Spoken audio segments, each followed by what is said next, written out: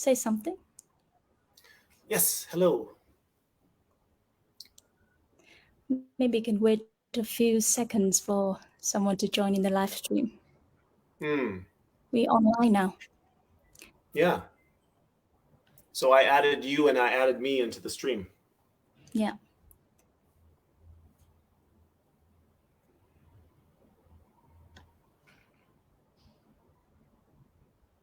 Yeah, we can wait a few moments. Mm-hmm.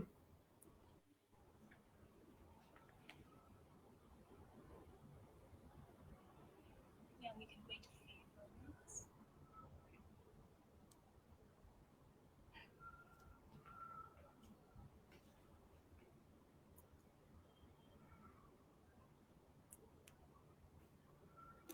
Chào các bạn, có ai đã online rồi ạ? Thì có thể là chúng ta có thể comment vào livestream để chúng ta cùng chào nhau một chút ạ.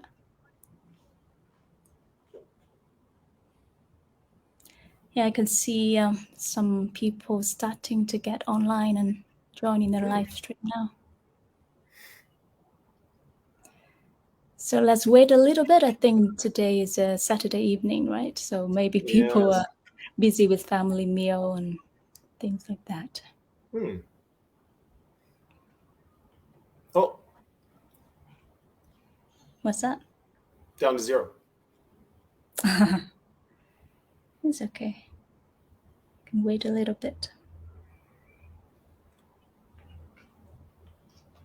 Maybe we can just start, and whoever join in later, they can watch the video again, or that's a just good join idea. the part that they want to. Oh, they can, and they can watch again the video later. Yeah. Okay. Okay. First off, before we start, I will apologize for the terrible lighting and background on my side. The lighting in my apartment, I don't usually do live streams, so I didn't realize until the end that the lighting was poor. So for the next live stream, I swear it shall be much better. Chào các bạn, những người đã và đang theo dõi livestream. Thì vừa rồi chúng mình đang chờ một chút để cho mọi người có thể tham gia vào livestream hôm nay.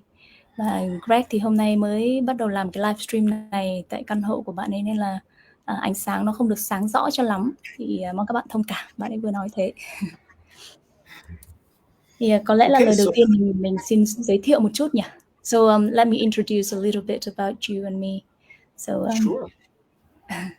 Thì có lẽ là các bạn khi đang theo dõi livestream này thì cũng đã biết đến Gregory Sadler. Anh là chuyên gia về thải độc, detox và chữa lành cơ thể một cách tự nhiên, và được đào tạo tại viện chuyên về điều trị ung thư rồi những cái bệnh nan y tại Mỹ.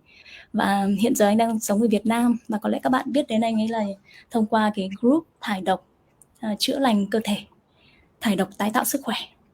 Và hôm nay là buổi đầu tiên mà anh ấy làm livestream để có thể trả lời được kỹ hơn những cái câu hỏi của những người theo dõi page, những người theo dõi cái group thải độc tái tạo cơ thể.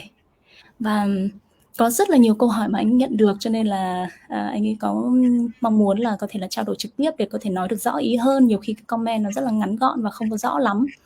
Và hôm nay thì mình tên là Nhàn, và mình giúp anh ấy phiên dịch. Và hôm nay thì là anh ấy đã tổng hợp lại những câu hỏi mà anh đã nhận được trong tuần vừa qua. Thì thực ra là anh dành rất là nhiều thời gian để trả lời những cái tin nhắn riêng của mọi người hay là những cái comment ở trên group rồi. Thì chỉ có một số những cái câu hỏi mà cái câu trả lời nó cần có một cái thời gian để mà trả lời kỹ lưỡng ấy, thì anh ấy chọn ra để mà trả lời trong buổi ngày hôm nay. Và trong cái buổi ngày hôm nay thì có lẽ chúng ta sẽ có khoảng độ 1 tiếng với nhau. Thế còn có lẽ là 30 phút ban đầu chúng ta sẽ đi vào những câu hỏi mà anh ấy đã tổng hợp và chuẩn bị. Và còn 30 phút sau thì nếu như bạn nào mà có cái câu hỏi trực tiếp nào đó thì có thể là đặt câu hỏi để anh ấy có thể trả lời trực tiếp luôn, liên quan đến những cái vấn đề như là thải độc, rồi làm sạch cơ thể, rồi những cái chế độ ăn uống như thế nào là đúng, rồi những cái băn khoăn mà các bạn có liên quan đến cái quá trình chữa lành này, hay là cái quá trình thải độc và phục hồi sức khỏe này. Okay, so I just explain to people that you've got a lot of questions and try to reply in messages and comments, but there are a lot to talk about, right? So we can go through the questions that you already prepared, and at the end of the live stream today, we can see if anyone have more questions, and you can reply straight away. But at first we can go through the questions that you already received and gathered together. Okay, yeah, sounds good. Chào các bạn. So let's get started. Someone is saying hi. Oh yeah, hello. Thanks for coming on. Okay, so let's start with the first one, I guess. Thì mình sẽ share cái màn hình của những cái câu hỏi mà anh Greg đã tổng hợp lại những câu hỏi nhận được trong cái tuần vừa rồi mà anh ấy chưa có trả lời được hết. Thì chúng ta sẽ đi lần lượt những cái câu hỏi này. Và sau đó thì nếu như các bạn có câu hỏi gì liên quan hoặc là có những cái thắc mắc băn khoăn gì, các bạn có thể viết ở trên comment để của mình sau đó sẽ đọc dịch cho anh ấy để anh trả lời trực tiếp luôn. Chào mọi người. Yeah, so please start. Okay, so yeah, I really liked this question, and this is something that a lot of people first starting out with detox juice fasting and mono fruit meals, things like that, they report having, they have these cravings. Oh, I really want salt. I'm craving oily things. I'm craving meat. So yeah, this is often the terrain of your body is very important. So what I mean by terrain is if you have an alkaline or acidic environment inside you. Như trên màn hình ấy, các bạn có nhìn thấy cái câu hỏi hay là cái lời chia sẻ của bạn anh Phạm. Thì Greg vừa mới nói qua đó là có rất là nhiều người mà cũng có câu hỏi hay là có một cái chia sẻ chung, đó là khi mà chúng ta mới bắt đầu thay đổi chế độ ăn uống này, hay là nhịn ăn thải độc, hay là chuyển sang ăn thô vân vân, thì chúng ta có những cái thèm khát, rất là thèm một cái đồ ăn gì đó, và có những lúc mà thèm lắm mà không thể nào mà cưỡng lại được cái nỗi thèm đó, và chúng ta lại gọi là gì nhỉ, bị sa ngã, lại ăn những cái đồ ăn mà mình đã cố để kiêng, hoặc là mình lại quay lại một cái thói quen cũ nào đó. Thì như vừa rồi anh có nói đến, đó là cái vấn đề này nó liên quan rất là nhiều đến cái môi trường trong cơ thể của chúng ta. Môi trường trong cơ thể chúng ta có thể là kiềm tính hoặc là axit, và nó ảnh hưởng rất nhiều tới cái thèm muốn, cái cảm giác thèm khát này. Okay. So basically, when you're eating acidic and congestive foods, your body also becomes very congested with its waste. It's not able to properly eliminate things. And so what this does is it starts to invite and encourage growth of various kind of parasitic organisms. So bacterium, worms, parasites, things like that come into your body, and they can actually influence your cravings because they want you to keep eating the kind of foods that allow them to thrive and survive in your body. Thì khi mà cơ thể của chúng ta, cái môi trường axit nó quá là cao, hay chúng ta bị dư axit này, hoặc là chúng ta bị tắc nghẽn rất là nhiều, và hay là những cái chất độc, những cái chất thải mà chúng ta không có thải ra được, đặc biệt là ví dụ như các bạn cũng biết đấy là trong đường ruột, cái đại tràng của chúng ta nó rất là bẩn, nó rất là tích tụ nhiều cái cặn bã ở trong đó, và đây là cái môi trường tuyệt vời cho các loại ký sinh trùng này, nấm mốc này, rồi là những cái bacteria, là gọi là gì nhỉ, những cái bacterial là gì ta? Nhiều khi mình dịch là mình những kiểu giun sán các thứ này, rồi là các cái vi khuẩn có hại, nó phát triển rất mạnh trong những cái nơi mà nó tích tụ độc tố rồi bẩn rồi là tắc nghẽn đó. Thế và những cái ký sinh trùng này, giun sán, nấm mốc này, nó sẽ ảnh hưởng đến cái cảm giác thèm muốn ở trong cơ thể chúng ta, bởi vì là thực ra cơ thể chúng ta là một cái tổ hợp của những cái thực thể sống, và chúng ta muốn ăn, muốn nạp vào mình là để duy trì cái sự tồn tại của một cái tổng thể. Và cái cảm giác thèm ăn này, thèm khát một cái gì đó này, thì rất là nhiều cái ký sinh trùng này nó đang muốn nạp vào những cái chất để giúp cho chính nó được nuôi sống và phát triển. Và vì thế nó tạo nên cái cảm giác rất là thèm, rất là muốn phải thỏa mãn cái đồ ăn mà cái loại ký sinh trùng đó nó đang cần để nó phát triển và duy trì sự sống. Yeah, and you shouldn't be too afraid or worried about these kind of organisms. Of course, we don't want them inside us, but you have to recognize that they're just doing their jobs that they're supposed to do in nature. They're like the janitors, the garbage men on the microscopic level in nature. So their job is to clean up acidic waste and junk, and the more congested you are, then they're invited in. So once you clean out, once you alkalize and clean out your body, they'll leave. They can't survive in an alkaline environment. Thì như anh ấy nói đó là chúng ta không phải là quá là lo lắng hay là sợ rằng là ôi nếu vậy mình có quá nhiều giun sán, nhiều ký sinh trùng vậy làm thế nào. Thì thực ra nó cũng là một cái rất là bình thường trong tự nhiên. Tất cả những cái thực thể sống trong thế giới này thì đều chứa trong nó rất nhiều những cái thực thể sống nhỏ hơn tạo nên cái cơ thể đó. Và chỉ có cái là nó là cái loại nào mà thôi, nó là cái loại mà nó có thể làm cho cái tổng thể đó phát triển khỏe mạnh, cùng nhau sinh sống, hay là nó làm cho cái tổng thể đó bị yếu đi, bị bệnh tật vân vân. Thế thì khi mà một cái môi trường ấy mà nó trở nên bẩn, ví dụ như là chúng ta nhìn thấy những cái đống rác này, hoặc là những cái nơi nó không được sạch sẽ, thì ở đó sẽ có ruồi, nhặng, bọ, rồi những cái con côn trùng, ký sinh trùng vân vân, nó sống ở đó, nó phát triển từ đó mà ra. Thì những cái nơi mà sạch sẽ thì nó lại không có. Thì nó cũng tương tự như vậy, cái cơ thể của chúng ta cũng thế, môi trường khi mà nó có nhiều cái rác bẩn thì nó sẽ có nhiều cái loại ký sinh trùng hơn, và cái việc chúng tồn tại thì nó cũng là một cái lẽ tự nhiên thôi. Chỉ có cái là chúng ta nếu như cảm thấy mà nó bắt đầu trở thành một cái nguồn lực rất là mạnh điều khiển bản thân chúng ta, hoặc làm cho sức khỏe của chúng ta bị suy yếu, thì đó là lúc mà chúng ta cần phải làm sạch cái môi trường này đi. Và khi môi trường nó sạch rồi, trong rồi, thì nó sẽ không thể sống và phát triển mạnh mẽ được. Okay, so I think that answers the first one. Unless anyone wants to type in a follow-up question for that one, we can move on to the next.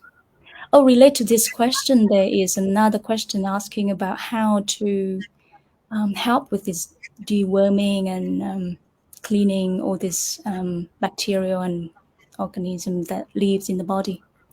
Yeah, actually, that's my next slide. Yeah, I'm going to start that one. Yeah, so liên quan đến cái câu hỏi này á, thì cũng có một bạn đặt ra câu hỏi cho Greg, đó là làm thế nào, cái cách nào để mà diệt trừ những cái giun sán hay ký sinh trùng ở trong người một cách hiệu quả mà lại tự nhiên.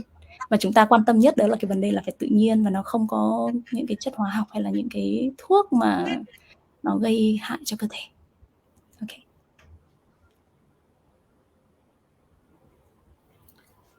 Okay, so if we can just go to the next slide. Okay.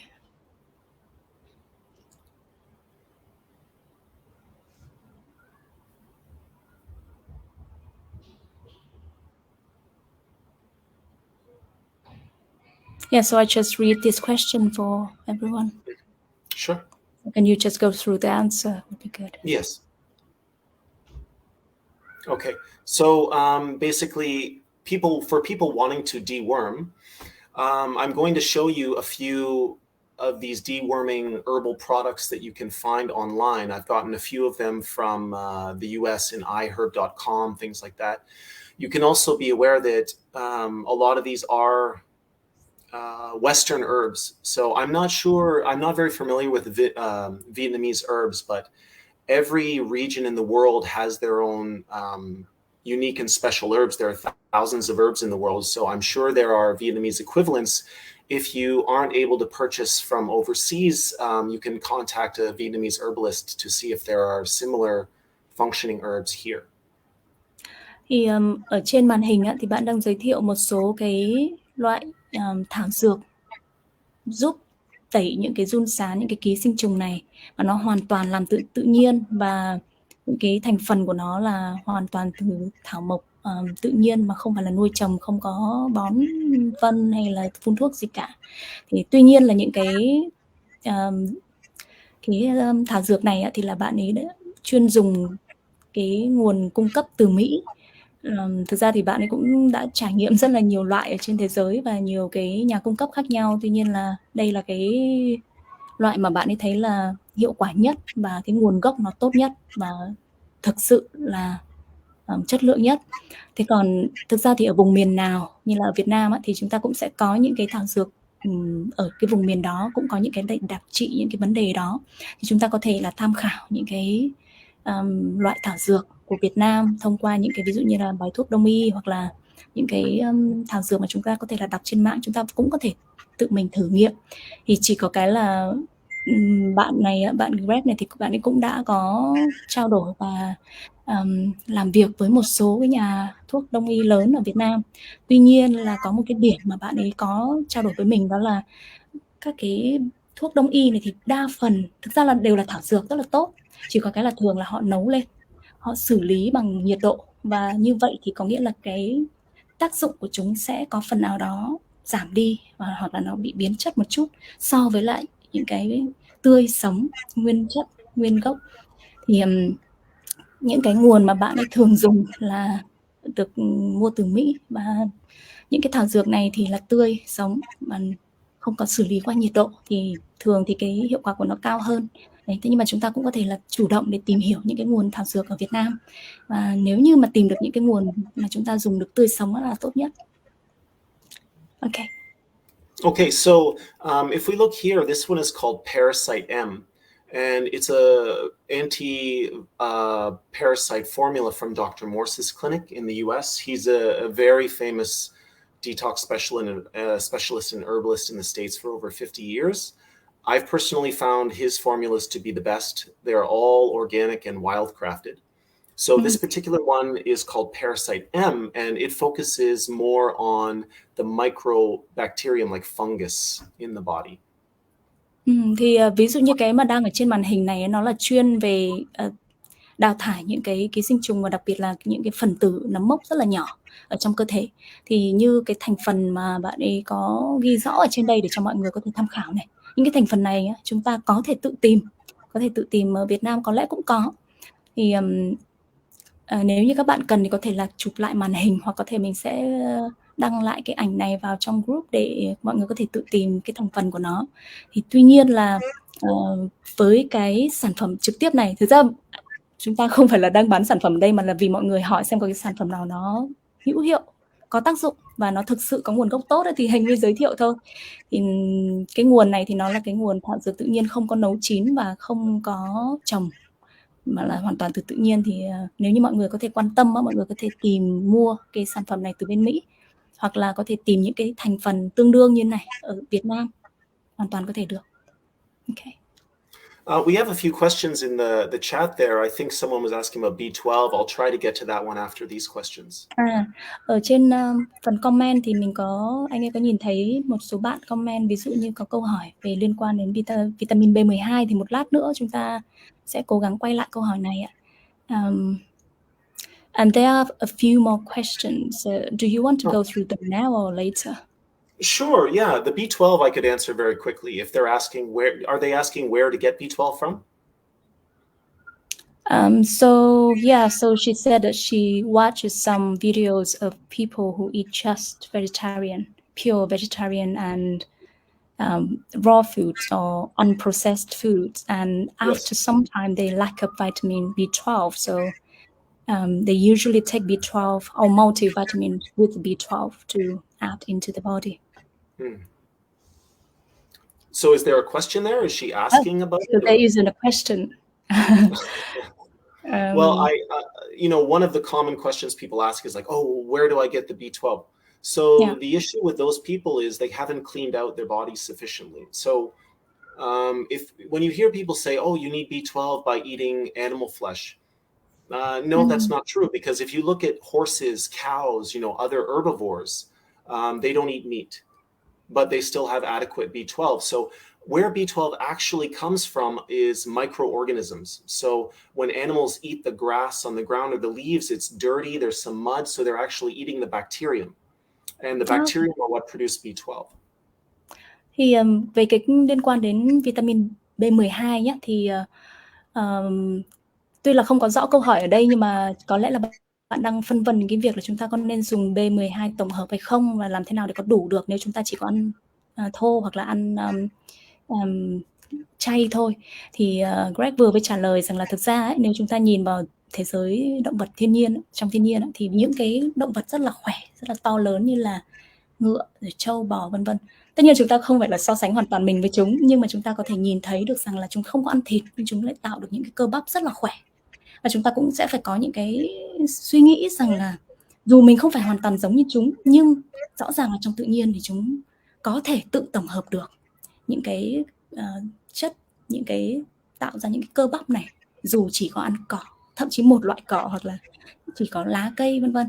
Thì thực ra thì cái vitamin B12 này, như Greg giải thích, đó là chúng không phải là từ thịt mà chúng ta lấy vào người, mà là cơ thể chúng ta tổng hợp nó bằng cách đó là chúng ta ăn vào những cái thức ăn có những cái tổ hợp sinh vật vi sinh siêu nhỏ, Thì ví dụ như là ngựa ăn cỏ thì trong cỏ thì nó có những cái tổ hợp vi sinh rất là nhỏ, và từ cái tổ hợp này nó tạo nên B12 trong cơ thể. Thì chúng ta cũng như thế, trong thức ăn chúng ta tạo ra được vitamin B12 từ những cái tổ hợp vi sinh này. Yeah, so can you explain that, where to get this?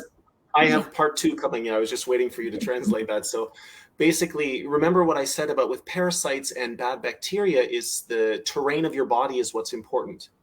So when you're very congested and very acidic, you invite a lot of the bad bacteria in your colon. So the good bacteria in your colon, in your intestinal tract, is actually what produces the B12.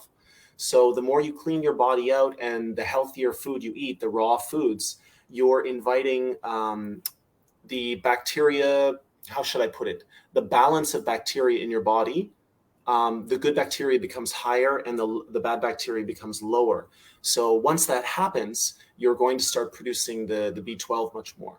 So good bacteria that we get from the raw foods or a healthy colon are Lactobacillus acidophilus, Lactobacillus bulgaricus, and Lactobacillus bifidus. Those are 3 of the big good bacterium that work with the human body that help us, and that will also produce the B12. Whereas bad bacteria is kind of like Bacillus coli is the scientific name, the Latin name for it. But people who are very constipated and congested have very high bad bacteria and very low good bacteria. Okay, So let once me you do interpret this, that first. Yeah. Sorry. Thì mình thỉnh thoảng lại phải xin ngắt lời một chút, bởi vì là cái đoạn nó dài quá thành ra mình có thể là không nhớ được hết, hoặc là mọi người nghe chờ lâu quá nó cũng hơi sốt ruột một chút, nên thỉnh thoảng mình phải xin phép ngắt lời để cắt ngắn lại những cái đoạn này ạ. Thì vừa rồi là Greg có giải thích rằng là khi mà cơ thể của chúng ta còn đang rất là tắc nghẽn này và có nhiều những cái độc tố rác thải trong người, thì cái tỷ lệ của các cái hại khuẩn nó sẽ bao giờ cũng cao hơn lợi khuẩn. Và vì thế mà có thể là chúng ta dù là có ăn rất là nhiều thứ, nhưng có khi chúng ta vẫn bị thiếu B12, kể cả ăn thịt, ăn đủ các loại, nhưng chúng ta vẫn không đủ, bởi vì là cái cơ thể của mình hại khuẩn nó nhiều hơn lợi khuẩn, nó không đủ để mà tạo ra được cái vitamin B12. Thế còn khi mà chúng ta dần dần làm được sạch cơ thể, thải độc, làm sạch được cơ thể dần đi, không phải là hoàn toàn, nhưng mà cũng bắt đầu là cái tỷ lệ này nó sẽ bắt đầu thay đổi, tức là hại khuẩn giảm xuống và lợi khuẩn tăng lên. Và khi đó thì khi lợi khuẩn nhiều hơn, chúng sẽ bắt đầu tổng hợp, chúng sẽ tạo ra được vitamin B12, và nó là một cái quá trình tự nhiên mà cơ thể bắt đầu cân bằng lại và sẽ có đủ cái lượng vitamin B12 cần thiết từ cái việc đó là lợi khuẩn có một cái tỷ lệ cao hơn so với hại khuẩn. Okay. So just wonder, so with that, so when a person has more of the bad bacteria, so should they take some kind of supplement or something, because it seems like they can't really generate the B12 by themselves at that time? Well, you have B12 stores, so it takes a while for your body to run out. If you're planning on changing your diet and doing some serious detoxification, you will clean out and balance and start to fix that. But if you're talking about people who just want to eat properly a little bit of the time and then have, junk food the rest of the time, it's like a stopgap, 1 step forward, 2 steps back, 1 step forward, 2 steps back. It's better to actually fix the environment, fix the cause of the problem, than try to have this, way to still eat junk and have something you need too, because eventually it gets worse and worse over time. Thực ra thì khi mà chúng ta ăn uống đã qua rất là nhiều năm rồi thì cũng không phải là đến cái mức mà chúng ta bị quá là thiếu những cái vitamin như là B12 đó, bởi vì nó cũng sẽ mất rất nhiều thời gian để chúng ta bị cạn kiệt một cái nguồn vitamin hay năng lượng nào đó. Tại vì thực ra chúng ta vẫn nạp được một phần nào đó từ những cái thức ăn chúng ta đã ăn, cho nên là chúng ta cũng không sợ ở là nếu như cơ thể chúng ta chưa sạch hẳn, liệu chúng ta có tổng hợp được vitamin B12 không. Như bạn ấy vừa giải thích, đấy là khi mà chúng ta cơ thể mà vẫn đang chưa thực sự là cạn kiệt, vì vẫn ăn mà, vẫn ăn thì vẫn có, thì chỉ có cái là chúng ta cần tập trung vào cái quá trình làm sạch này để cơ thể chúng ta vận hành được một cách hiệu quả nhất. Và khi mà bắt đầu sạch hơn rồi thì chúng ta không bao giờ phải lo lắng đến cái chuyện là nó có thiếu hay không, như là ăn chay có thiếu hay không, mà cái vấn đề ở chỗ là cơ thể chúng ta đã sạch hay chưa để có thể tự tạo nên được đầy đủ những cái vitamin này.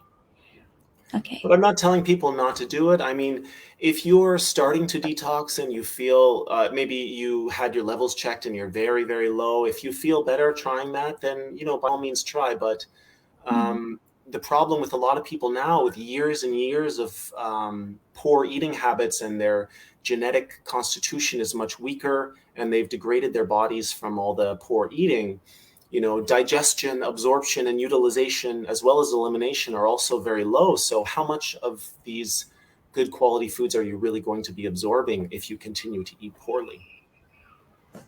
Thì trong trường hợp nếu như mà các bạn đi kiểm tra sức khỏe mà thực sự là cái lượng vitamin B12 này nó quá thấp hay là cạn kiệt, thì tất nhiên chúng ta cũng sẽ phải tính toán những cái phương án để điều chỉnh để sao cho có thể bổ sung vào người một cách sớm nhất có thể.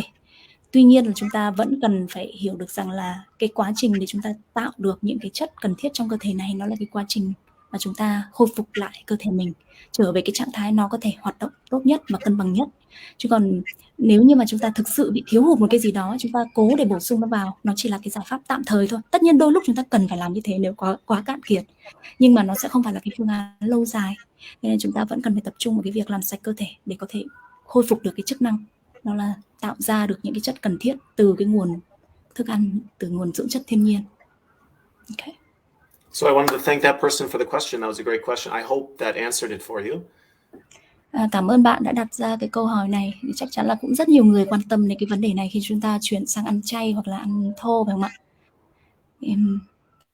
Okay, so can you go through the questions in the list? There are quite a few comments, so I wonder maybe just try to answer the questions that you already promised some people that you will. Right. Okay. All right. So we'll go back to the antiviral quickly. I'll try to do some more of this. Okay. Can we get Thì the bây giờ chúng ta screen xin phép sẽ trở lại một cái câu hỏi mà bạn ấy đã hứa với các bạn ở trong group là hôm nay sẽ trả lời. Thì chúng ta sẽ đi đến những cái câu hỏi đó trước, và sau đó chúng ta lại tiếp tục giải quyết những cái câu hỏi trong comment, được không ạ? Okay, so if we look at this one, as I was saying before, this one is more dealing with the fungal problems, the micro organisms that are bad for you in the body. And the other formula is called Parasite G. I will show that next. And that one is for the larger ones. That's like the tapeworms and the large parasites in the body. Okay. Lúc nãy bạn đang dừng lại ở cái chỗ là cái chuyên trị về những cái gọi là gì nhỉ? Giun sán, ký sinh trùng loại nhỏ ở trong cơ thể. Thì đây là cái, nếu các bạn có tự tìm mua thì nó tên là cái Parasite M, chữ M này, thì nó là cái loại cho loại nhỏ, và tiếp theo sẽ là cái loại mà chữ G là loại cho loại giun sán và các loại ký sinh trùng lớn. You can just go very fast through here because I said I would screenshot this and send to the comments. So just one I wanted to point out is if you see the first herb on the list is black walnut hull, and the second from the bottom is clove. So these are two very popular antiviral, antifungal, anti-worm herbs that are often used in many formulas. So I'll just show a few of them, and then I'll explain maybe a few other herbs just quickly, but yeah. Thì cái câu hỏi mà các bạn hỏi là cái loại thảo dược nào sẽ là hiệu quả nhất ấy, thì trong cái danh sách này nhé, thì bạn có thể nhìn thấy cái gạch đầu dòng đầu tiên, đó là Black Walnut Hull, tức là is that the hull is the same as walnut? Yeah, it's like the shell of the walnut, but it's a black walnut. Tức là nó là cái vỏ của cái hạt óc chó nghiền ra, cái loại hạt màu đen, vỏ của hạt óc chó màu đen. Và một cái loại tiếp theo đó là cái thứ hai từ dưới lên này, là clove bud. Clove là gì ta? Thỉnh thoảng mình phải tra từ điển cái vì mình không biết cái từ đó trong tiếng Việt là gì. Các bạn có thể ghi lại cái tên này và chúng ta có thể tìm xem. Đinh hương, búp đinh hương, thì mình nghĩ có thể là tìm ở Việt Nam cũng được. Thì đây là hai cái loại thảo dược chính mà rất nhiều loại thuốc thảo dược điều trị giun sán và ký sinh trùng có dùng hai cái loại này. Các bạn có thể ghi lại để tìm hiểu. Okay. So this is the Parasite G formula, and this is the one I was talking about for larger parasites, the worms, tapeworms, hookworms, things like that. And if you notice the first herb on the list, this is another very common one. It's almost always in all herbal formulas, is wormwood. And then down the list a little bit is called worm seed. So it's always beautiful when the herb is named after the thing that it helps you with. So any herbs that you see with worm in it, they're usually used to treat worm problems or parasite problems. Thì đây là những cái thành phần thảo dược có thể loại bỏ được những cái giun sán và ký sinh trùng loại lớn. Và hai cái thành phần chính ở trong này á, mà chúng ta có thể tìm đó là wormwood, tức là cây ngải cứu ấy, ở Việt Nam gọi là ngải cứu, và cái loại worm seed, không biết Việt Nam gọi là gì nhỉ? Worm seed. Không có dịch tiếng Việt luôn. Worm seed. Yeah, worm seed doesn't seem to have a Vietnamese name for that. So. Oh, okay. Well, the most common ones are the wormwood, black walnut hull, and clove. You'll see those a lot. So I'll just quickly show. Ba cái thành phần lúc nãy thì là ba cái phổ biến nhất, đó là cái vỏ hạt óc cháo đen này, với lại cái búp gì nãy mình nói nhỉ? Clove. Búp đinh hương, với lại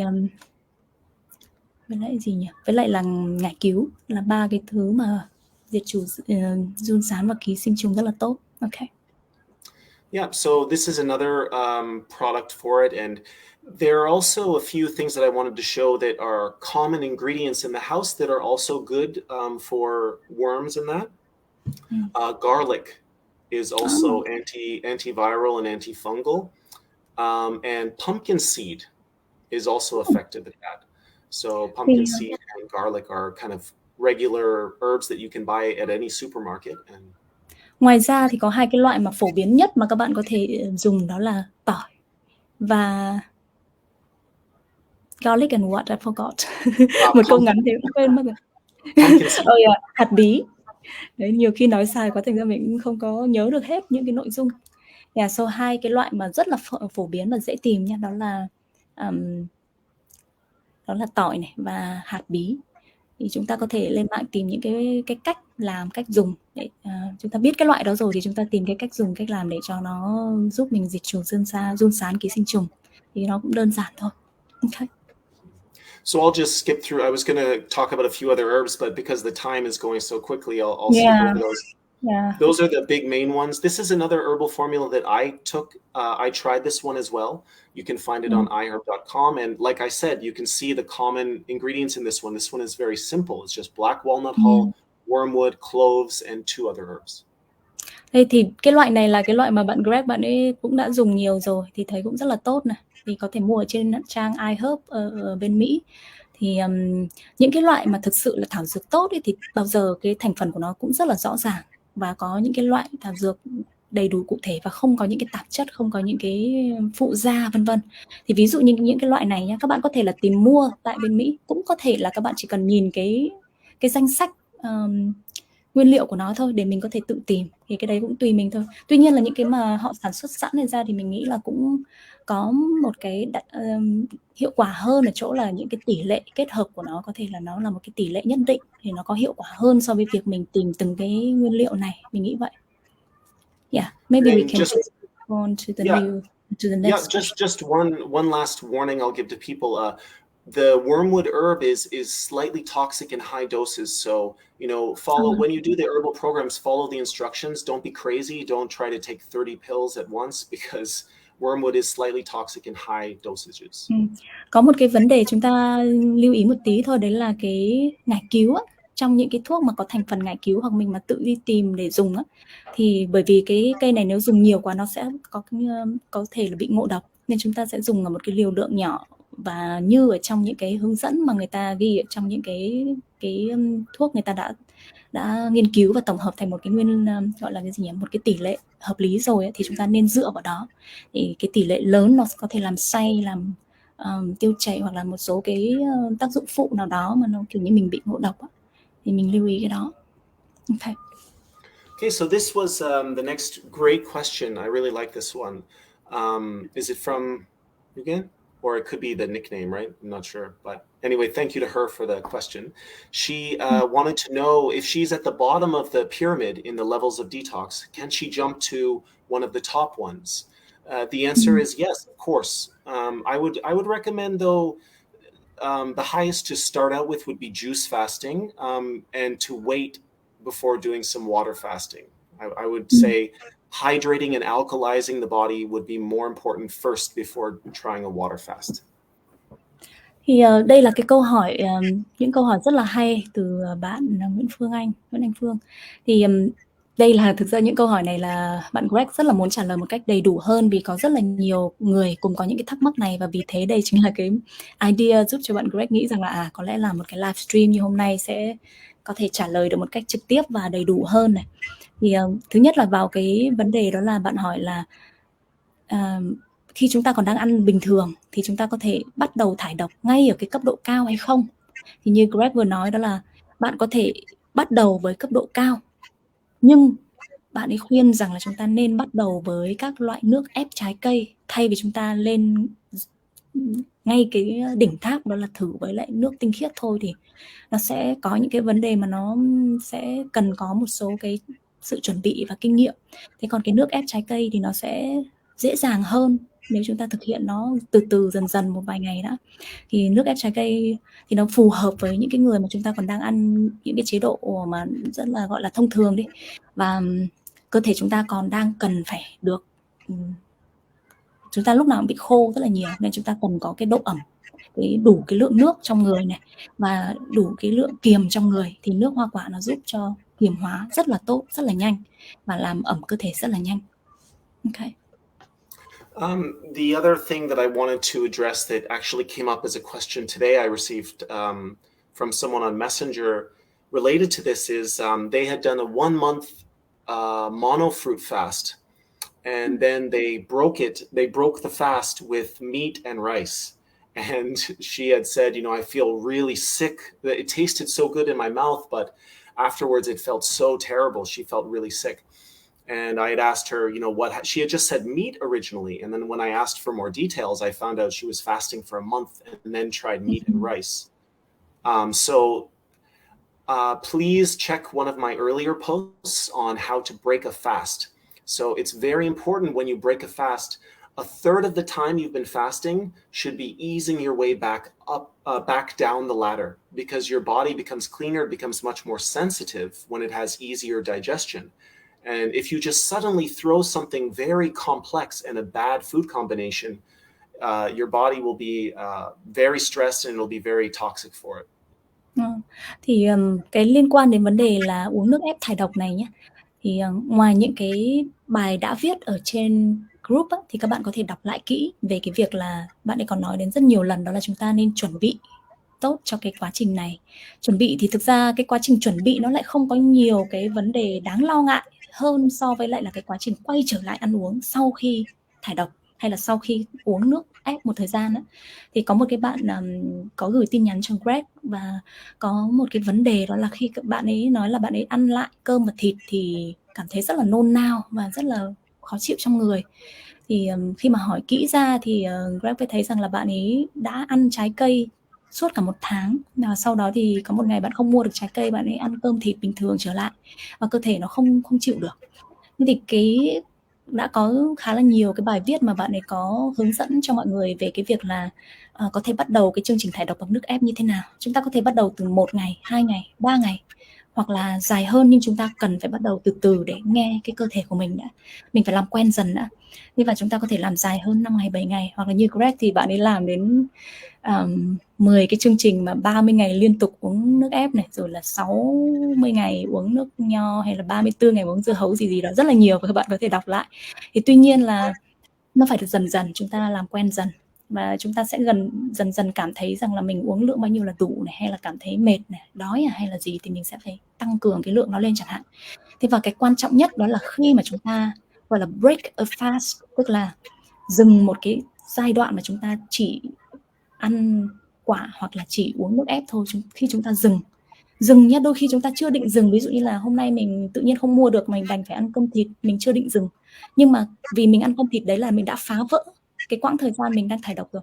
Thì khi chúng ta phá vỡ quãng thời gian này, chúng ta phải rất là cẩn thận, bởi vì cái đường tiêu hóa của chúng ta nó nghỉ ngơi một thời gian dài và nó làm quen với những cái thức ăn rất là dễ tiêu, nên là khi trở lại một cái mà nếu như ăn cơm thịt, những cái đồ khó tiêu ấy, đặc biệt lại là sự kết hợp của cả cơm lẫn thịt, thì chúng sẽ gây ra tắc nghẽn và gây ra những cái sốc của cái hệ thống trong người mình, và có thể thậm chí nó ngừng hoạt động, hoặc cũng có thể là nó có những cái phản ứng rất là mạnh, rất là lạ.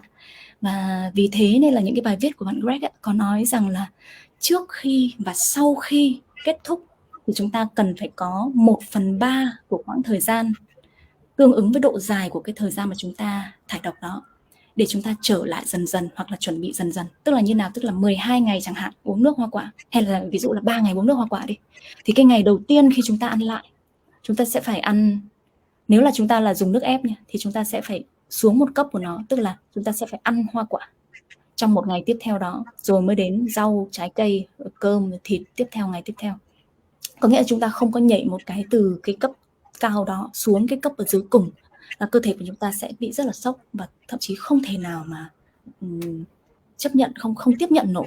Đó, thì chúng ta sẽ rất cẩn thận khi mà chúng ta trở lại này. Có rất nhiều trường hợp mà gọi là bị những cái tai nạn bất ngờ này, bởi vì là chúng ta không để ý đến cái chuyện là chúng ta đang ở cái cấp rất cao này, rất là tinh khiết, rất là thanh lọc, và chúng ta nhảy một cái xuống một cái đồ ăn rất rất phức tạp, cơ thể chúng ta không thể chịu nổi. Đó, thì chúng ta cần phải lưu ý đến cái quy tắc 1/3 này. 1/3 tức là phải dùng 1/3 của cái quãng thời gian chúng ta đã dùng để thải độc kia, để ăn lại từ từ, từ cấp dần dần gần nó nhất đã, mới trở xuống dần. Yeah. Okay. So just quickly, yeah.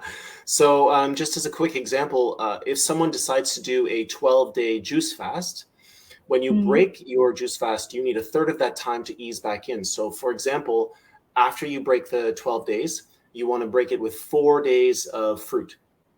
So you can have fruit, and then after that, you can start introducing the next more complex food, which would be veggie fruits. So cucumber, zucchini, tomato, bell pepper, avocado.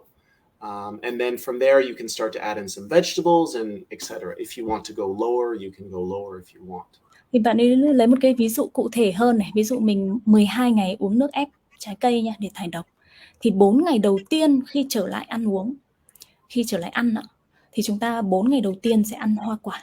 Tức là nó sẽ là cái cấp tiếp theo dưới cái nước trái cây này. Sau 4 ngày ăn hoa quả đó, chúng ta mới bắt đầu ăn đến những cái loại veggie fruit, tức là những cái loại rau trái cây. Rau trái cây là ví dụ dưa chuột, cà chua, ớt chuông, những cái loại mà nửa quả, nửa rau á, nó không hẳn là rau á. Đó, thì sau đó có thể là sau một ngày tiếp theo, tức là lúc đó thì nó cũng đã qua 4 ngày đấy rồi, nó cũng sẽ ổn hơn rồi, bởi vì cơ thể bắt đầu tiêu hóa trở lại rồi. Thì mình mới bắt đầu ăn đến rau, củ, rồi là những cái gì mà nó bắt đầu đậm đặc hơn hay là khó tiêu hơn thì mình bắt đầu ăn lại dần dần. Nhưng mà nhớ là theo cái thứ tự đó. Okay. Okay. So we'll go to the next one here. Okay. So this was another really good question I liked. So she was saying that she was doing a watermelon fast, and during the fast, she started to experience knee pain and a headache, and she said, "Why? Why is this?"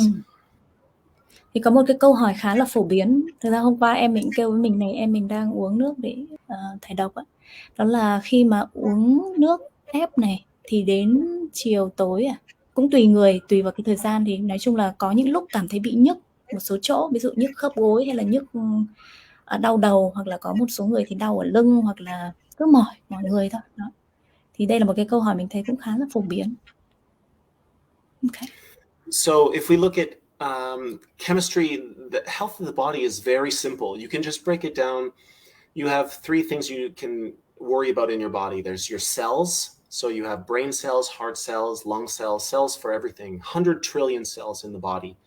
And then you have 2 fluids. Oh, sorry. There are 2 fluids in the body. You have your blood and your lymph. So the blood you can think of as the kitchen for your body. So the blood supplies nutrition and oxygen to all of the cells in the body. And then the other fluid, which is actually much, much more in the human body, is the lymphatic fluid. So the lymphatic system is your immune system. It's a fat transfer system, lipids, and most importantly, it is the waste removal system. So think about it as the sewer system for your body. Thì bạn ấy đang giải thích một chút để chúng ta đi vào cái phần giải thích kỹ lưỡng này, thì chúng ta cần hiểu cơ chế của cái cơ thể chúng ta. Đó là tất cả cái cơ thể này được cấu tạo bởi các các cái cấp độ, đó là tế bào. Và bất cứ một cái bộ phận nào cũng là làm từ tế bào. Thế và cái thứ mà để cho cung cấp được những cái quá trình vận hành của các cái cấp tế bào này á, đó là trong thành phần máu của chúng ta thì có 2 loại thành phần, một là chúng ta gọi là hồng cầu và bạch cầu. Thì hồng cầu nó giống như là cái gọi là trong ngôi nhà của chúng ta thì nó sẽ tương ứng với lại cơ quan đó là bếp, tức là nơi mà nạp vào những cái chất dinh dưỡng, những cái gì cần thiết cho cơ thể, đồ ăn vân vân, đồ uống vân vân. Thì những cái chất dinh dưỡng được nạp qua cái hồng cầu này. Thế còn cái bạch cầu hay bạch huyết là cái mà nó giống như là cái nhà vệ sinh, tức là nơi để đào thải và đem những cái chất thải từ các cái tế bào này đi ra ngoài. Okay.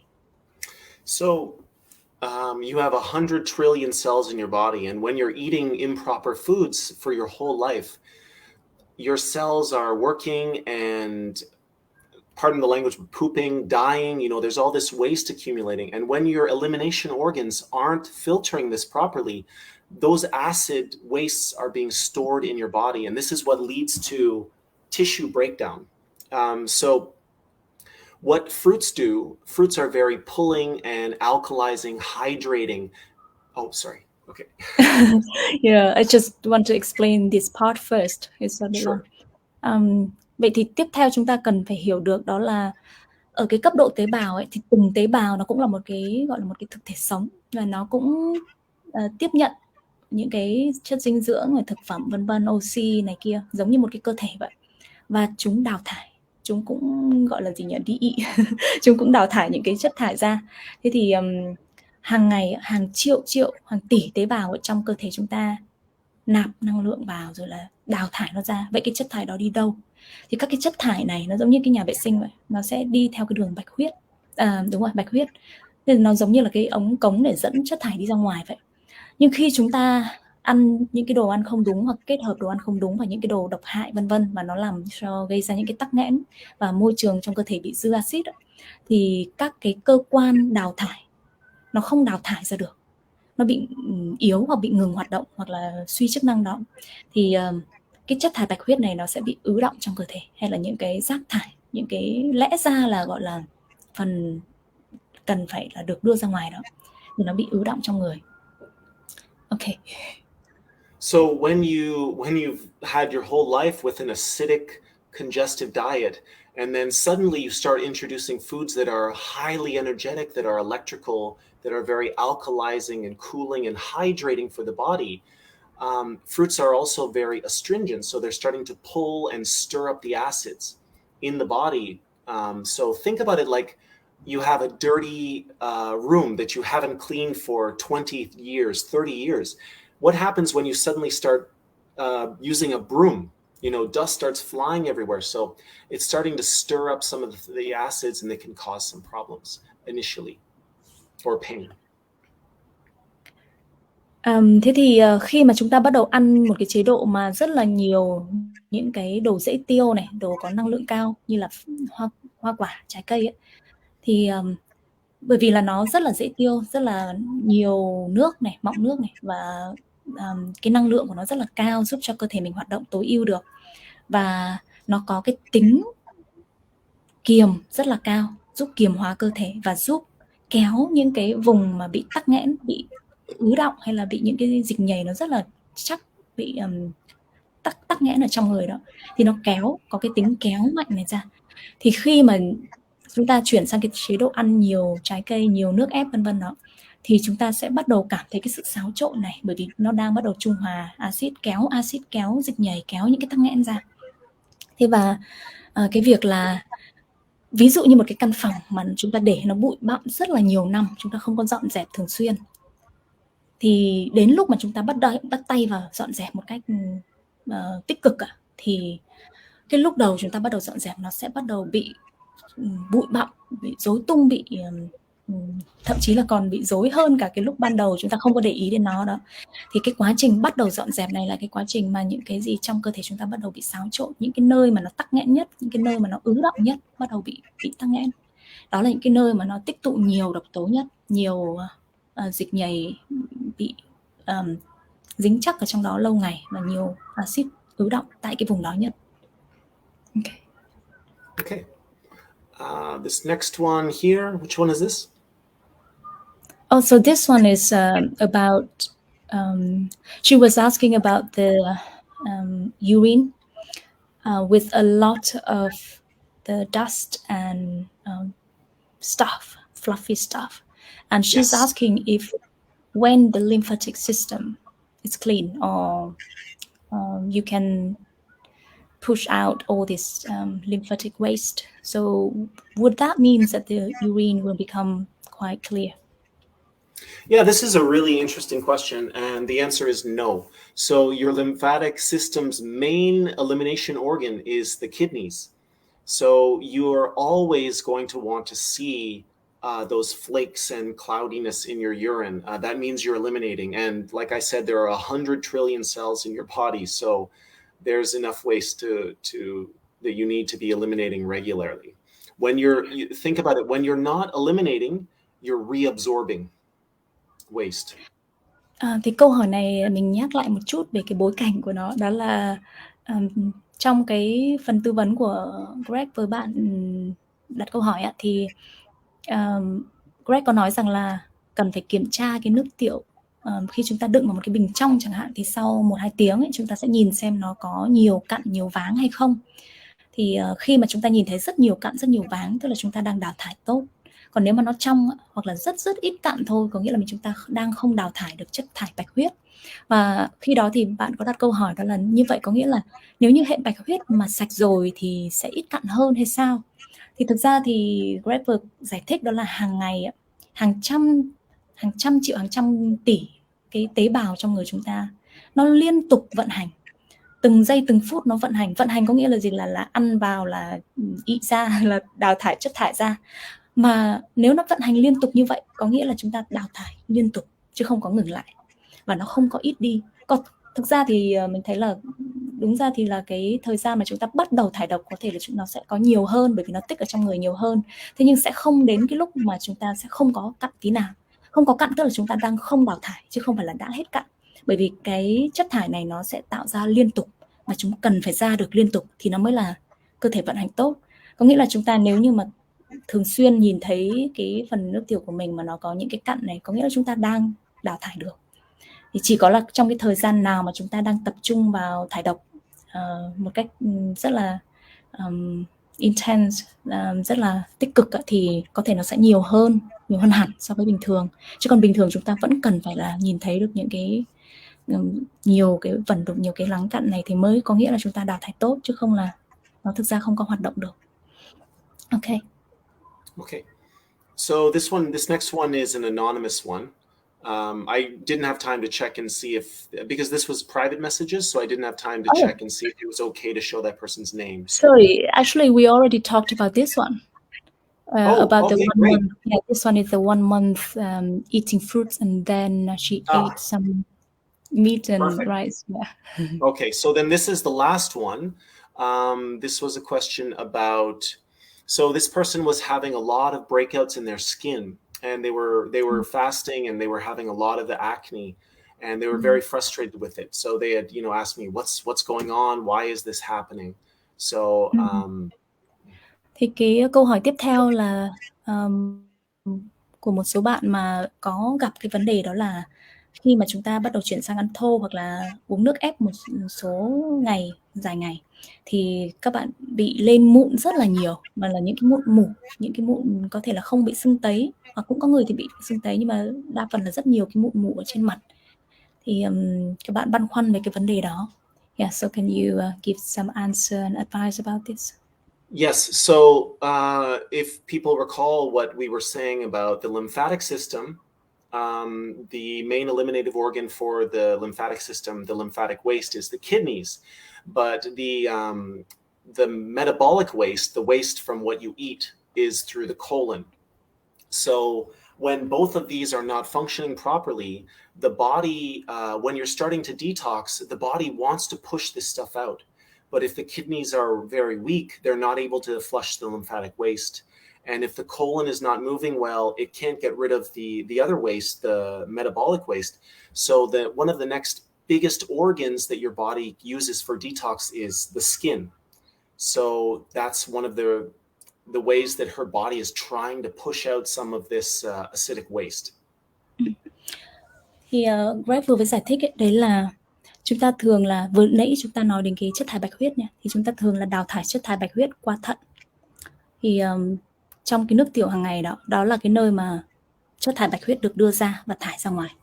Thì ngoài những cái cơ quan mà đào thải, ví dụ như là gan, thận, ruột, đại tràng á, thì cái cơ quan mà đào thải rất là tích cực hay là mạnh mẽ đó là cái da của chúng ta. Da là cơ quan đào thải, hay còn được ví là quả thận thứ 3 giúp cho đào thải chất thải, đặc biệt là chất thải bạch huyết. Thì khi mà chúng ta bắt đầu ăn một cái chế độ sạch hơn, hoặc là ăn những cái đồ ăn mà nó có mang tính thải độc rất là cao, ví dụ như là nước ép trái cây hoặc là trái cây tươi, thì cái chất thải bạch huyết này cơ thể nó sẽ cố gắng để đẩy, bởi vì là nó có những cái chất từ quả và nước ép này nó kéo nữa, thì cơ thể muốn đào thải nó ra và đẩy nó ra. Nhưng nếu như thận chúng ta không hoạt động tốt, nếu như đại tràng của chúng ta bị tắc nghẽn, rồi là gan cũng yếu chẳng hạn, đặc biệt là thận không mở, không thải được chất thải bạch huyết, thì nó bắt buộc phải đi ra ở một cái đường khác, đó là cái da của chúng ta.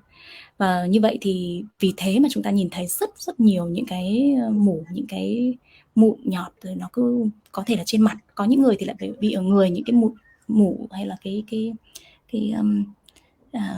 gọi là gì, nhọt rất là to ở trong người, và tự nhiên nổi hết chân da ra bởi vì nó đẩy ra ngoài. Okay. So once she starts to open up the kidneys, she'll start flushing the lymphatic waste through the kidneys. And once she gets the colon moving more, she'll be getting rid of the metabolic waste, and that'll take some of the burden away.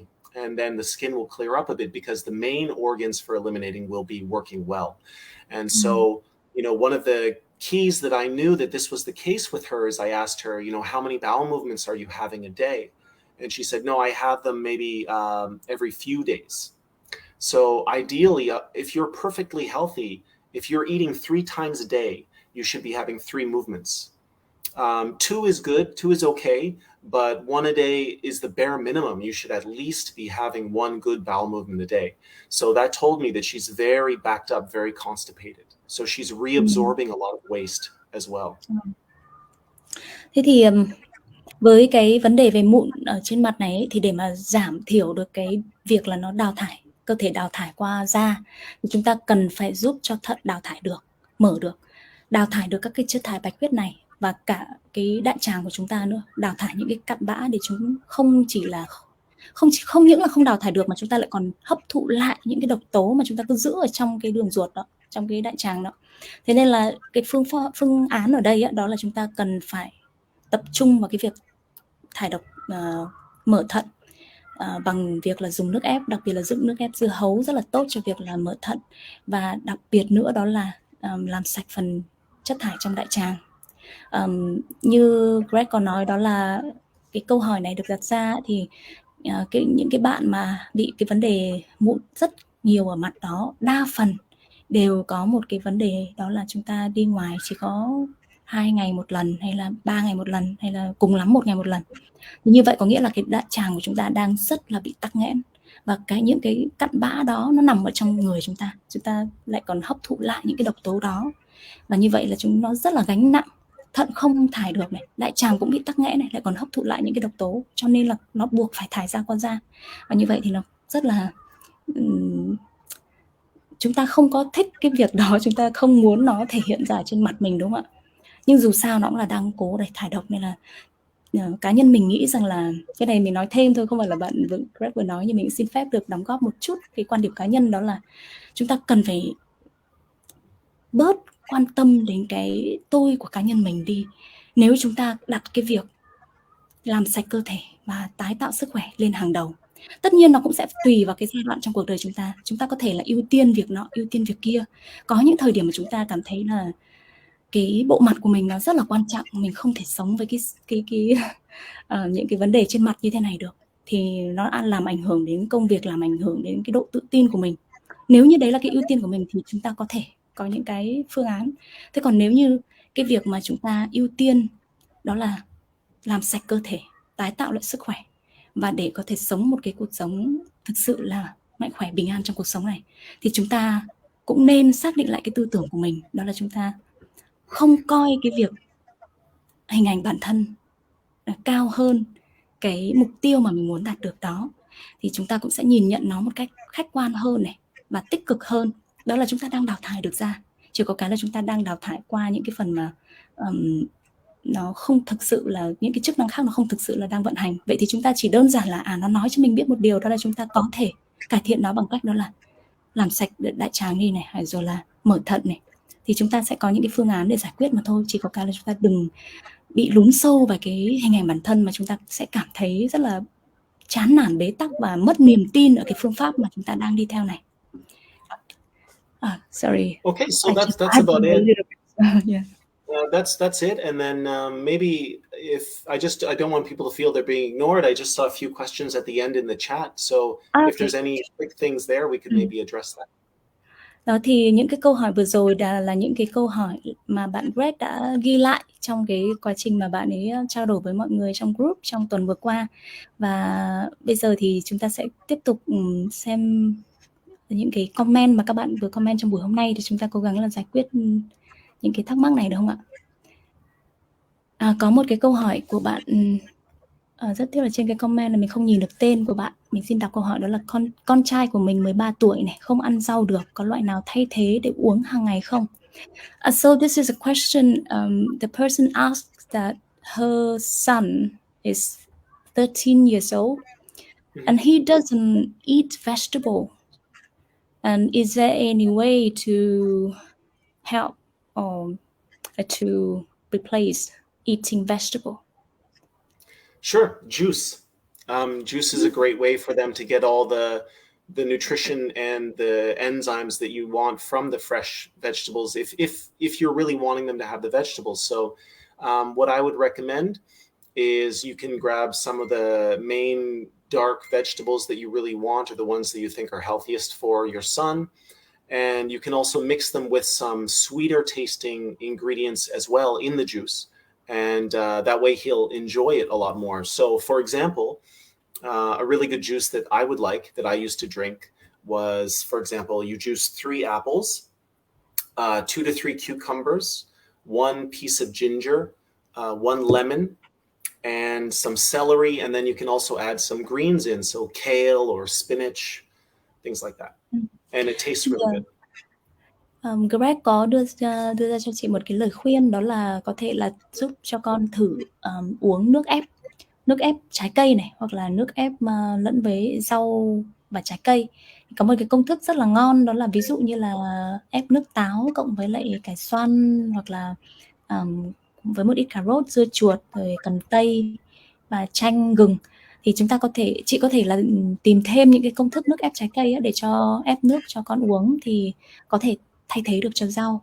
Và nước ép trái cây và nước ép rau trái cây đều rất là tốt và giúp cho nhuận tràng, giúp cho đào thải và bổ sung những cái loại vitamin, chất khoáng cần thiết cho cơ thể. Thì hy vọng là chị có thể là giúp cho con thử những cái loại mà con thích, và chắc chắn là sẽ đến lúc mà con sẽ tìm ra được cái loại nước ép nào mà con có thể rất là yêu thích và uống được hàng ngày. Uống càng nhiều càng tốt, không vấn đề gì cả. Câu hỏi tiếp theo, vậy chúng ta có nên bổ sung thêm các loại như magie, enzyme, lợi khuẩn? Đây là câu hỏi lúc nãy mà chúng ta nói đến lợi khuẩn và hại khuẩn rồi ạ. Mình muốn mua, bạn có bán không? Was there an enzyme question? Yeah, so there is a question about the good bacteria, which we already addressed. And another question is, are you selling these herbs or herbal formula? No, I just recommend them. Thì thực ra thì những cái loại thảo dược này bởi vì đây là cái câu hỏi của các bạn trong group, rằng là dùng cái loại nào thì tốt, hay là dùng cái loại nào để có thể diệt trừ được những cái loại giun sán, ký sinh trùng thì bạn Greg giới thiệu những cái loại tốt nhất mà bạn đã từng tìm thấy và đã từng thử nghiệm. Chứ còn thực ra bạn không có bán những cái loại đó. Tuy nhiên là nếu như các bạn mà thực sự muốn dùng những cái loại từ bên Mỹ chẳng hạn, thì ví dụ như có thể là sẽ nhờ bạn ấy order cùng với lại cái đơn của bạn ấy order thôi, chứ còn cũng không phải là bán gì cả. Thế còn các bạn cũng có thể là tìm mua những cái thành phần đó tại Việt Nam, hoặc là trồng, hoặc là tự order, không có vấn đề gì cả. So I was going to mention that we are, I'm considering ordering more in the future, and then maybe if people need some, I can provide, but currently no. Thì thường thì hàng tháng thì bạn ấy đều order những cái thảo dược và những cái thực phẩm bổ sung những cái chất cần thiết từ bên Mỹ về, hoặc là từ cả Anh cả Mỹ thứ. Thì nếu như mà các bạn quan tâm thì các bạn có thể nhờ bạn ấy là order cùng để gọi là mua chung thôi, chứ cũng không phải là để mà bán hay gì cả. Thì các bạn có thể liên hệ với Greg, hoặc là lúc nào bạn ấy mà làm order bạn có thể đăng lên gom mua chung cũng được ha. Yeah, so the next question is about the vitamin B12, which we already mentioned, discussed earlier. Okay, so this is a question. Khi monomeal thì mình nên dùng loại trái cây nào? Oh, so if you do monomeal, monofruit or monofruit, which type of fruit should you eat? Great question. So if you could explain the concept of astringent for them. So astringent means very pulling of mucus and stirring up of acids. Oh yeah, you can carry on with your point. Oh, okay. So the most effective fruits are usually the most astringent ones. So the highest level of detox that you can get on fruit is grapes. But the issue with grapes is these days they're very heavily sprayed with chemicals and pesticides. So you definitely want to try to get them organic if you can. But grapes are the highest level. Thì khi mà bạn muốn ăn monomeal để mà gọi là thải độc và làm sạch cơ thể, thì cái trái cây mà có cái khả năng kéo những cái tắc nghẽn và kéo những cái vùng bị dư axit, tức là làm sạch rất là sâu và nhanh, đó là nho. Nho là cái loại mà đào thải nhanh nhất, giúp đào thải nhanh nhất, giúp làm sạch cơ thể nhanh nhất và thải độc chữa lành tốt nhất. Tuy nhiên là nho trên thị trường thì gần như là đều bị phun thuốc, hay là phun thuốc lúc mà trồng rồi là bị bảo quản. Thì kể cả là cái này thì cũng là cái ý riêng mình nói thêm thôi, để là mình thấy rằng là kể cả cái mà gọi là đạt tiêu chuẩn Việt Gáp hay sạch thì thực ra vẫn là có phun ở một cái mức độ người ta gọi là an toàn, nhưng mà vẫn là có phun. Và không biết là an toàn đến đâu, người ta chỉ thấy là không gây ra một cái gì đấy quá là bất ngờ thì người ta gọi là an toàn, thì mình không biết. Nhưng mà có nghĩa là bạn ấy Greg đang nói rằng là chúng ta cần phải đảm bảo được là cái nguồn nho đó phải thực sự sạch và không có phun thuốc gì cả, bởi vì nó rất là ảnh hưởng mạnh đến cơ thể mình. Nên là khi mình dùng một loại trái cây duy nhất để thải độc này, mình sẽ cần phải tìm một cái nguồn rất chi là an toàn và hoàn toàn sạch, hoàn toàn tự nhiên. Và đặc biệt cũng không nên dùng những cái nho mà không có hạt, đấy là cái nho đột biến gen. Thì các bạn có thể lưu ý. Yeah. So the next best, well, actually equal to grapes in effectiveness for detox is lemons, but he was asking about eating them. So I would say for juicing it's okay, but I don't know anyone who would love to eat lemons. So the next best down from grapes, the next best choice down from grapes would probably be the citrus fruits. So oranges are quite effective. They're very astringent as well.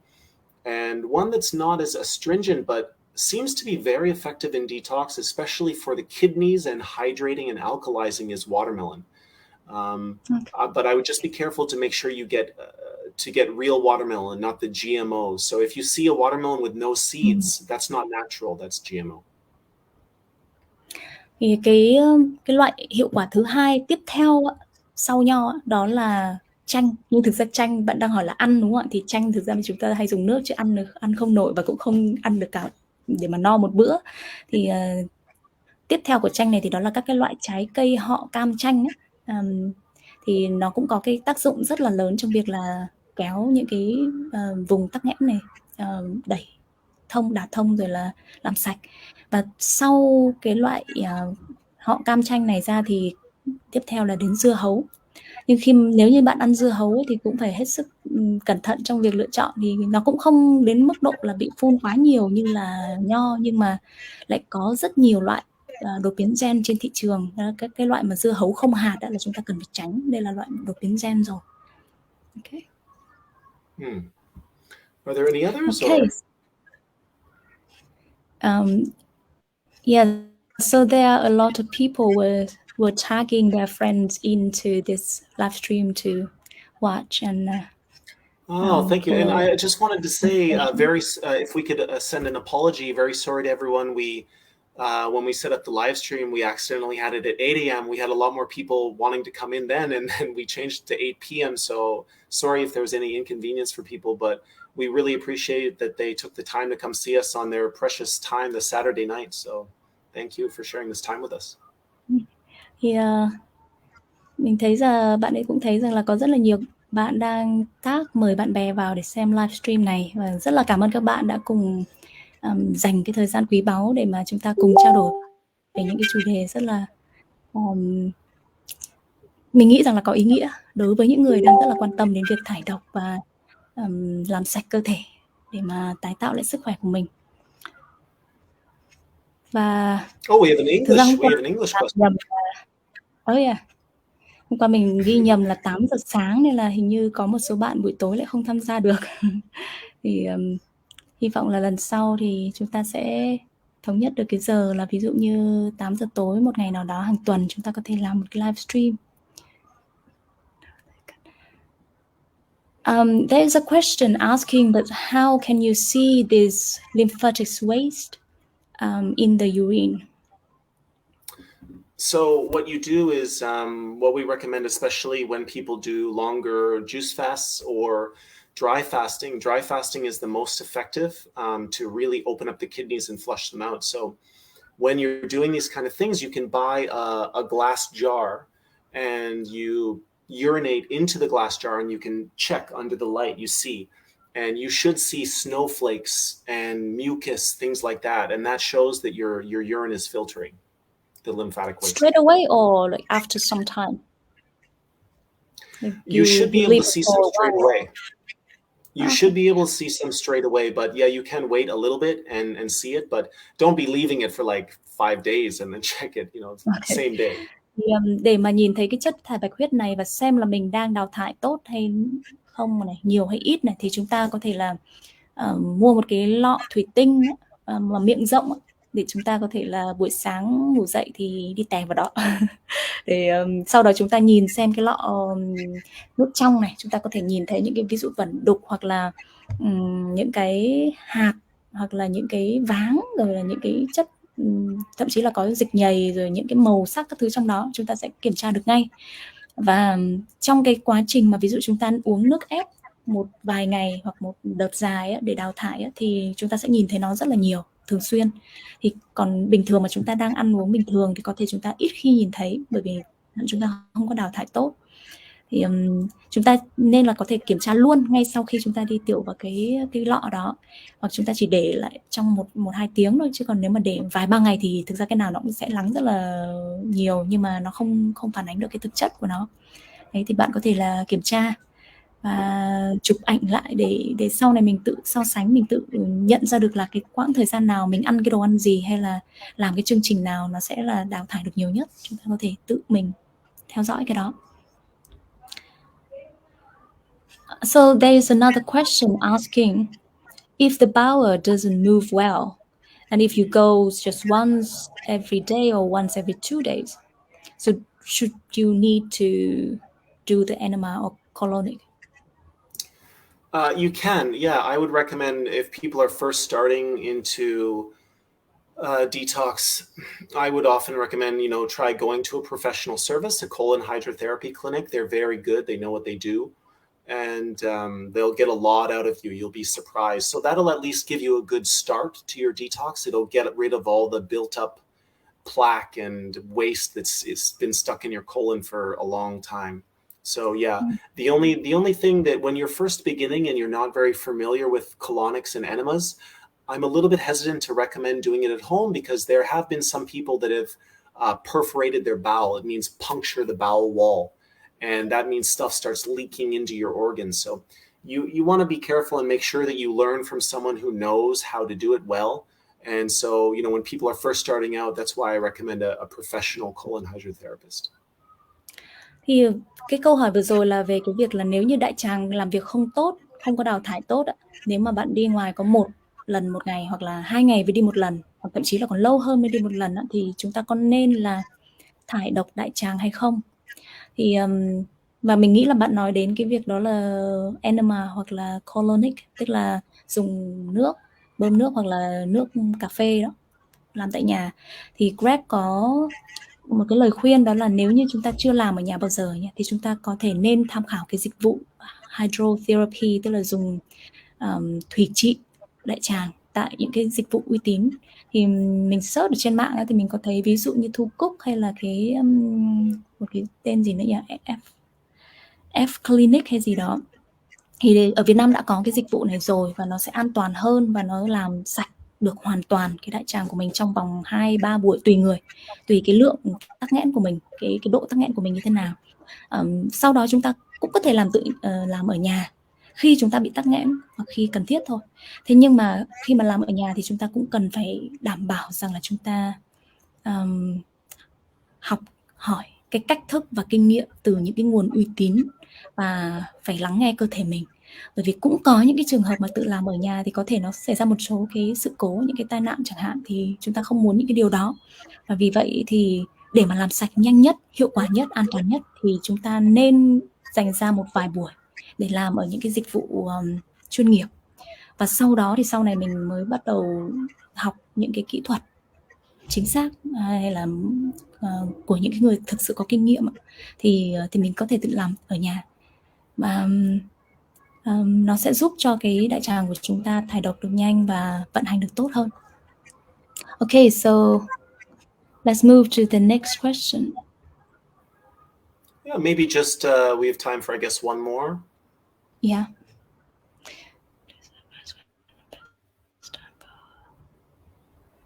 Body. So there's an English question. Yeah, so you can read it. Maybe. Yeah. So please advise, when is the best time for the body to convert vitamin D? That's great. We actually just posted a vitamin D post on my Facebook. Didn't do it to the group yet, so sorry about that. Might have to put it in the group as well. Okay. Or just refer you to my page. But I talked about how the body creates vitamin D with interaction from the ultraviolet rays of the sun and the cholesterol in your skin. As for the time of day, I'm not a big believer that there's this perfect time.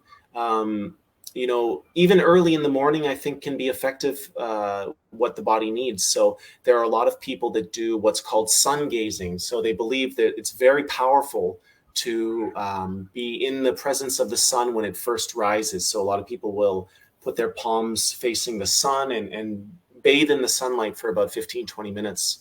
I think that's sufficient, provided you're a very lighter skin person. So the amount of melanin in your skin determines your skin color. So the people who are lower melanin or lighter skin need less than people with darker skin. But yeah, for people with lighter skin, about 15 to 30 minutes. And I don't think the time of day is very important, really. Thì cái câu hỏi mà có một bạn đặt ra đó là thời gian nào là tốt nhất để cơ thể có thể tổng hợp được vitamin D từ ánh sáng mặt trời. Thì có một cái bài viết mà bạn Greg có chia sẻ ở trên Facebook cá nhân của bạn ấy về vitamin D, thì có lẽ là sẽ chia sẻ lại trong group cho mọi người cùng đọc. Thì theo ý kiến của bạn ấy thì là không có quan trọng là vào cái thời điểm nào trong ngày. Tại một số người thì nghĩ là phải là vào giữa trưa thì mới là tốt. Nhưng thực ra thì rất là nhiều trường phái chữa lành từ cổ điển đến giờ, người ta chỉ cần có dành ra 20-30 phút buổi sáng lúc mặt trời mọc, ngồi ngắm mặt trời mọc này, và dùng bàn tay của mình ngửa ra và có nhiều phần da tiếp xúc với ánh nắng ban đầu của ngày mới ấy, thì nó cũng đã là đủ rồi. Thì về cái thực ra thì không có cái tài liệu nào cụ thể phân tích về những cái vấn đề này, nhưng chúng ta có thể là cảm nhận nó. Và về cái kinh nghiệm cá nhân ấy, thì Greg có chia sẻ rằng là bạn ấy thấy rằng là thực ra vào thời điểm nào cũng được, miễn là hàng ngày chúng ta ra ngoài ánh nắng và có tiếp xúc với ánh nắng mặt trời để da chúng ta cholesterol trong da, tiếp xúc với các cái tia cực tím và các thứ để nó tạo tổng hợp được vitamin D. Và đối với người da sáng, người da nước da trắng, kể cả là nước ngoài hay Việt Nam, nhưng quan trọng là cái hắc tố ở trong da nó không nhiều ấy, thì chúng ta chỉ cần 15 đến 30 phút mỗi ngày là có thể là đủ được cái lượng vitamin D cần thiết. Thì như vừa rồi thì bạn Greg cũng có nói với mình đó là có lẽ chúng ta sẽ tạm khép lại buổi hôm nay sau cái câu hỏi này. Và mình biết là còn một vài câu hỏi nữa chúng ta chưa đi qua được hết. Tuy nhiên là cái thời gian thì nó cũng có hạn ấy. Thì mình xin phép là chúng ta sẽ lại tiếp tục trao đổi những cái câu hỏi còn lại này trong cái buổi livestream tiếp theo. Và chúng ta sẽ cố gắng là mời bạn Greg để thường xuyên làm những cái livestream như này để chúng ta cùng trao đổi với nhau, được không ạ? Các bạn có đồng ý không ạ? So I just said that you were saying this is probably just the last question for today, and because time is limited, so the questions that are left, we can just address it in the next live stream maybe, and hopefully we can organize live streams more regularly to address all these questions that not just one or two, but many people are wondering and wanting to have an answer from someone like you who have a lot of experience. So I'd be happy to, and just to let them know that if there's anything that we didn't have time to address, or questions they've thought of now in the live stream, to please send them, message us in the group, and we'll try to add them for the next session. I just wanted to say first, okay, please translate that first. Thì những cái câu hỏi mà chúng ta chưa đi qua được hết ngày hôm nay này, hoặc là có cái điều gì mà các bạn còn đang băn khoăn, hoặc có những cái câu hỏi nào đó mà bạn muốn được làm rõ, thì các bạn có thể cởi mở viết lên trong group thải độc tái tạo sức khỏe mà bạn Greg đã lập ra, để là nơi mà bạn ấy có thể trả lời những cái thắc mắc băn khoăn, có thể chia sẻ với mọi người những cái kiến thức và kinh nghiệm của bạn ấy, và chúng ta có thể cùng nhau lan tỏa những cái thông tin hữu ích cho bản thân mình và cho những cái người mà mình yêu thương và cho cộng đồng. Đó thì các bạn có thể đặt câu hỏi ở trên group này, hoặc là nhắn tin tới page, tới Facebook của bạn ấy. Thì thực ra thì bạn ấy cũng có tâm sự với mình rằng là cũng nhiều khi không có đủ thời gian để có thể trả lời được kỹ lưỡng cho tất cả mọi người ở trong cái phần tin nhắn cá nhân, và chính vì thế mà chúng ta làm những cái buổi livestream này để cùng lắng nghe, cùng chia sẻ được với nhiều người hơn. Nếu như các bạn cảm thấy những thông tin này mà có những cái hữu ích và có những cái động lực cho các bạn trong cái con đường chữa lành và những con đường giúp cho bản thân mình trở nên mạnh khỏe, bình an hơn, thì các bạn hãy chia sẻ nó đến với nhiều người.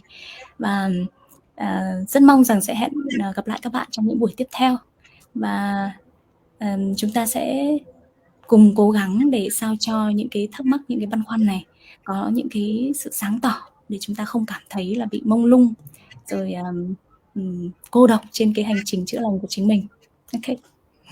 Okay, so thank you again first to Nhan, who without her help, the amazing translation ability, this would not be possible. And I wanted to thank everyone for joining, and thanks a lot for the great questions. They're really good, and I hope this helped, and I look forward to answering more questions in the next one.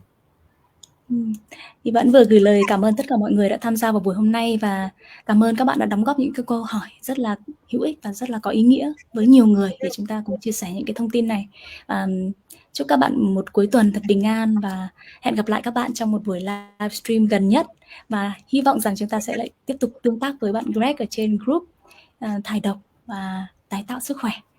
Thì chào các bạn và hẹn gặp lại. Goodbye and see you. Bye, see you.